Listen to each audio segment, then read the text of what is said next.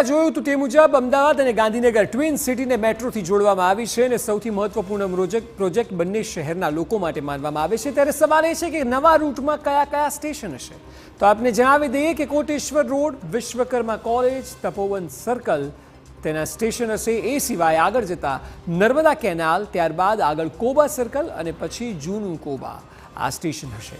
ત્યારબાદ કોવા ગામ, JNLU અને ત્યારબાદ PDPU। ખાસ કરીને વિદ્યાર્થીઓને આ રૂટમાં ખૂબ મોટો ફરક પડશે, જે અમદાવાદથી ગાંધીનગર રોજ અપડાઉન કરતા હોય।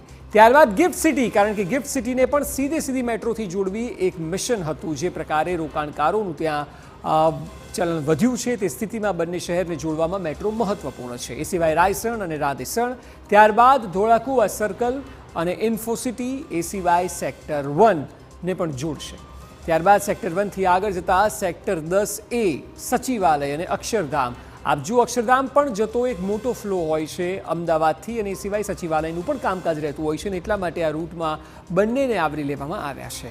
ત્યારબાદ આગળ જતા જૂનું સચિવાલય સેક્ટર 16 અને 24, અને ત્યારબાદ છેલ્લું સ્ટેશન મહાત્મા મંદિર। એટલે કે આ પ્રકારના રૂટ રહેશે, જેમાં મેક્સિમમ એ પ્રયત્ન કરાયો છે કે બંને શહેરના લોકોને જેટલી સગવડ મળી શકે તેટલી સારી। જો કે